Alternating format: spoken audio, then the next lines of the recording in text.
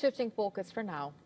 Our next story is about Gaza. What appeared to be an opportunity for Palestinians to escape the misery and devastation in Gaza has instead raised serious questions about how that journey was organized and by whom.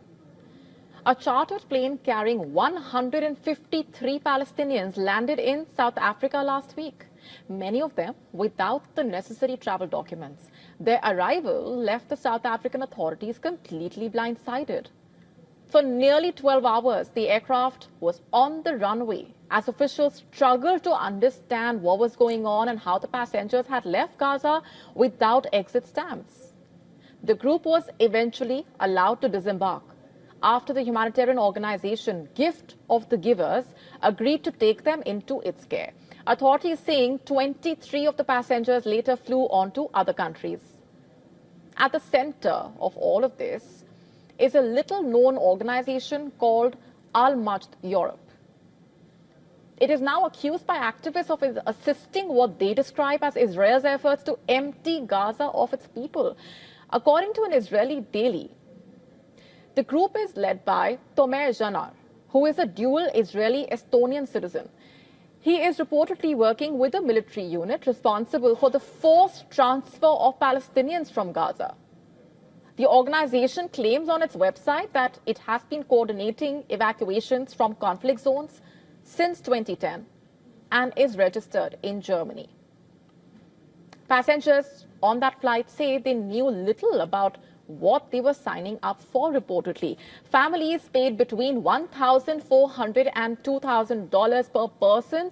The passengers informed that they learned about the departure just a day before and they were only allowed to take one small bag, mobile phones and some cash. The journey reportedly started in Rafah. Passengers were loaded onto buses, driven to the Karem Abu Salem crossing before being moved to Israel's airport. Israeli authorities did not stamp their documents at any point, leaving them in legal limbo when they arrived in South Africa.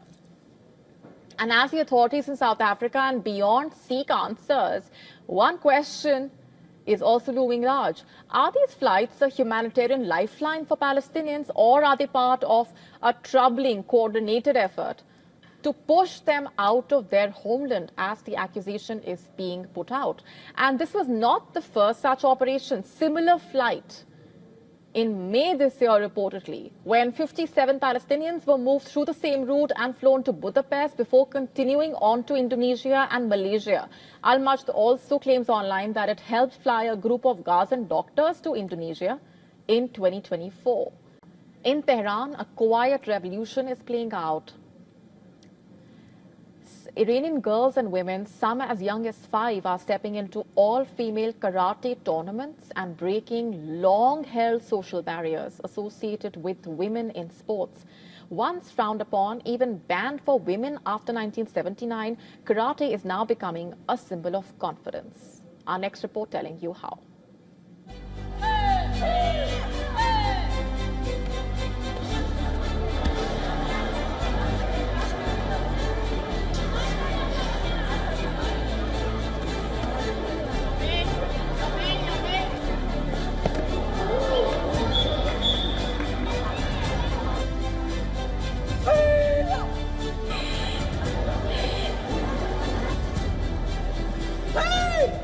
اعتماد به نفسی که میگیرن از اینش، متاسفانه جامعه ما الان دختراش جوری شدن که متاسفانه اعتماد به نفس ندارن و عدم اعتماد به نفسشون باعث میشه که بتونن به هر چیزی آری بگن، بله بگن و وقتی میان که خودشون این عزت نفس و اعتماد به نفس رو به دست میارن، این خودش سکوی پرتابی براشون.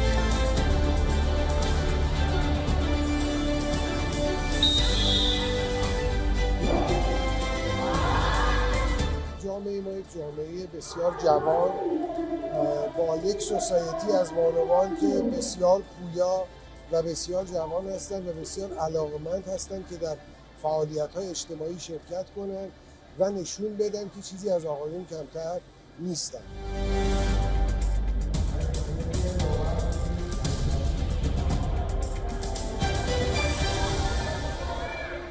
On the 75th anniversary of the Dalai Lama's ascension, the Central Tibetan Administration hosted a grand commemoration to mark the 75th anniversary of His Holiness the 14th Dalai Lama's assumption of spiritual and temporal leadership of Tibet.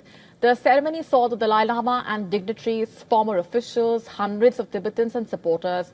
The event opened with symbolic offerings, who presented, among other things, a mandala along with sacred representations of the Buddha's speech, Mind. Alumni representatives from Tibetan schools across India and Nepal also joined in the ceremonial offerings. Statements from the Kashak and the Tibetan Parliament in exile recalled his efforts to negotiate peace during the early years of the Tibet-China conflict.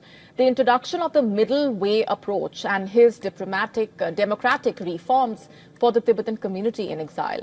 All the speakers paid special tribute to the Dalai Lama's lifelong commitment to education. The 14th Dalai Lama was born in 1935. He was recognized as the incarnation of the 13th Dalai Lama in 1937, enthroned in 1940, and vested with full powers as the head of state in 1950. He fled to exile in India in 1959, the year of the unsuccessful revolt by Tibetans against the communist Chinese forces. The Dalai Lama set up a government in exile in India's Dharamshala. In 1989, he was awarded the Nobel Prize for Peace in recognition of his non-violent campaign to end Chinese domination of Tibet. He has traveled the world offering talks on peace, non-violence, interreligious understanding and compassion. He has written a number of books on Tibetan Buddhism, Buddhism and science, and an autobiography, as well as numerous other short essays.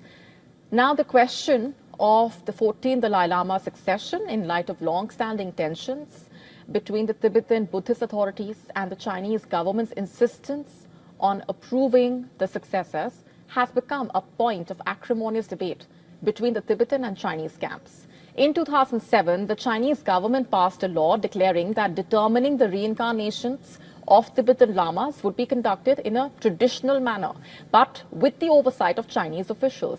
According to the law, China would have the final say over Tibetan Buddhist lamas' reincarnations, and officials prohibited anyone outside, including the 14th Dalai Lama, from having any involvement in appointing a new Dalai Lama.